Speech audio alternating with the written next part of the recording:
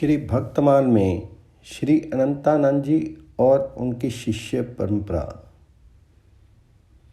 जोगानंद guess Karamchand अलह पेहारी, Ramdas Shri रंग अवधि गुण महिमा भारी।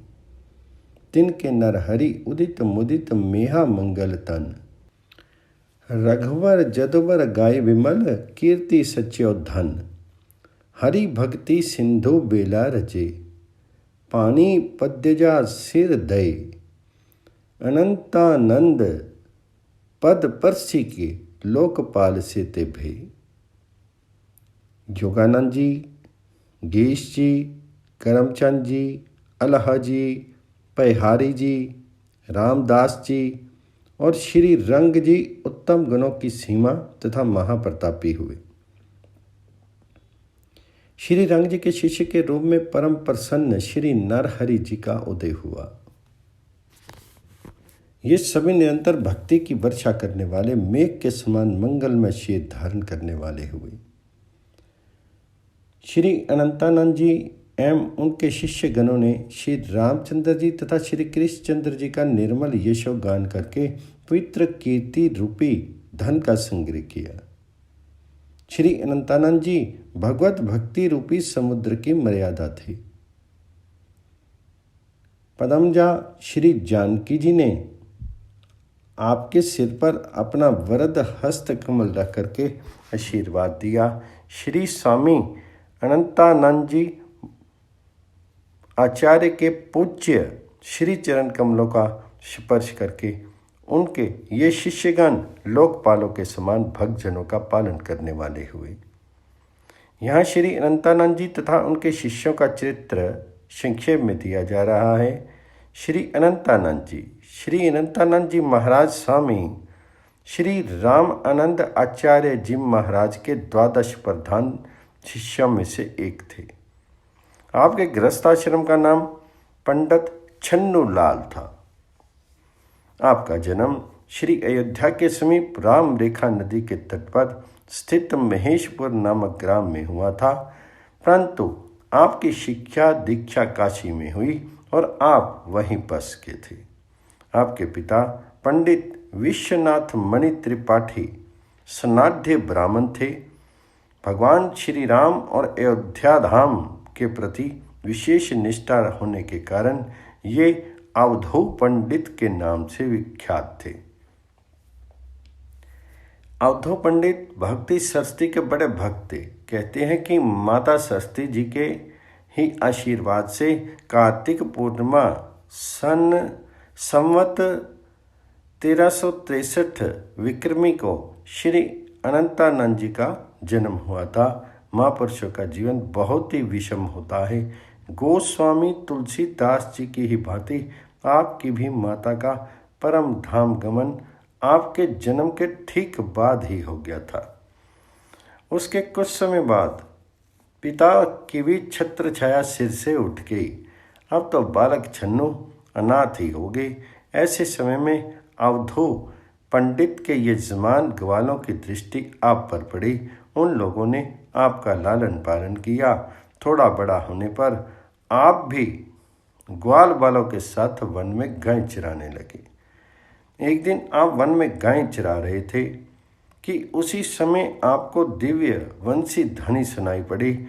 आप उस ध्वनि से आकर्षित होकर के उस स्थान पर पहुंचे जहां समरू नामक सांवला सलोना बालक अपनी गायों को चराते हुए वंशी वादन कर रहा था। आपकी बालक समरू से मित्रता होगी।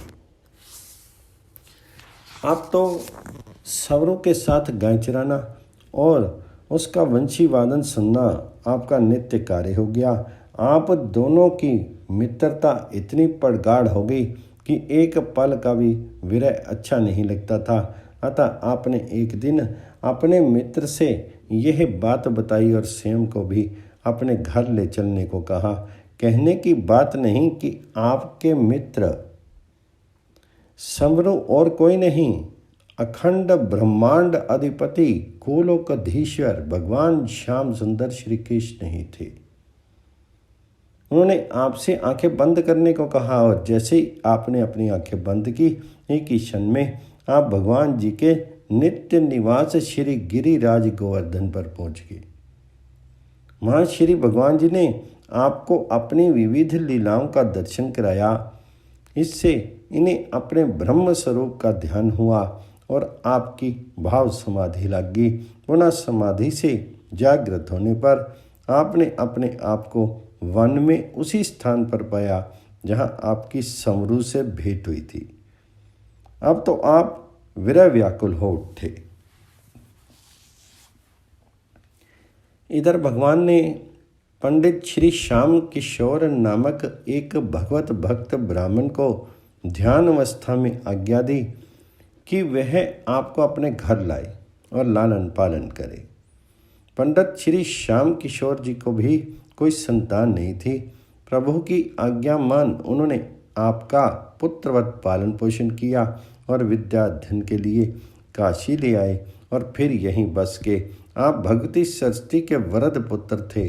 थोड़े ही समय में आप सर्वशास्त्र निष्णात होकर के काशी के प्रतिष्ठित विद्वान हो गए। एक बार की बात है, महाशिवरात्रि को आप भगवान विश्वनाथ जी के मंदिर में जागरण कर रहे थे।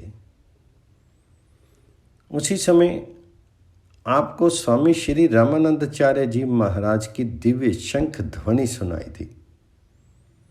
उस शंख ध्वनि से आकृष्ट होकर के आप पंचगंगा घाट स्थित स्वामी रामानंद जी के आश्रम में आए और वहीं उसी समय उनका शिष्यत्व ग्रहण कर लिया। फिर घर लौट करके नहीं गए। श्री मद आचार्य चरण ने आपको श्री राम मंत्र की दीक्षा देकर के श्री अनंता नाम रख दिया। श्री अनंतानंद जी महाराज परम अमानी और अपरिग्रही वैष्णव थे। आपने अपनी समस्त संपत्ति पर घर द्वार आदि को तृण के समान त्याग दिया और आश्रम में रहते हुए बुहारी करने लगे। साधुता सिद्धि की कारक होती है। अनंतानंद जी गुरु कृपा से सिद्ध महात्मा हो गए थे। एक बार श्री कृपा शंकर जी नामक एक सिद्ध योगी आचार्य चरण श्री रामानंद जी महाराज के दर्शन करने आए। उस समय आचार्य श्री समाधिस्थ थे। अनंतानंद जी ने जब दर्शनार्थ आए योगी अतिथियों को आकाश में स्थित देखा तो स्वयं भी उनके स्वागतार्थ आकाश में ही जाकर के उनके लिए आसन बिछा दिया। धूप से रक्षार्थ चिंदवा तान दिया। सिद्ध लोग उनके इस अद्भुत प्रभाव को देख करके विस्मित हो गए और उन्हें विश्वास हो गया कि श्री रामानंद जी सिद्ध संत हैं। जब उनके शिष्य का ऐसा प्रभाव है तो उनकी महिमा की क्या इता।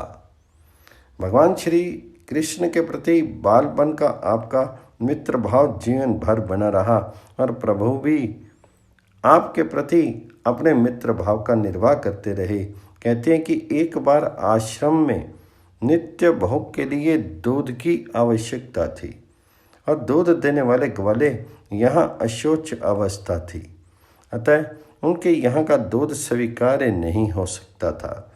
ऐसे समय में आपने अपने बाल सखा समरू का दूध के लिए स्मरण किया और भगवान भी उनके भाव की पूर्ति के लिए दूध लेकर के समरू के रूप में उपस्थित होगी। अनंतानंद जी अपने समय के काशी के प्रतिष्ठित विद्वान थे, परंतु विद्या का अभिमान आपको लेश मात्र भी नहीं था। एक बार कश्मीर के एक दिग्विजयी पंडित ने आकर के काशी के विद्वानों को शास्त्रार्थ की चुनौती दी। इस पर सभी पंडितों ने एक स्वर से कहा कि यदि आप श्री अनंतानंद जी महाराज को शास्त्रों में पराजित कर देंगे तो हम लोग अपनी हार स्वीकार कर लेंगे। श्री अनंतानंद जी ने कहा, भाई हम तो साधु हैं, हमें शास्त्रों से क्या काम।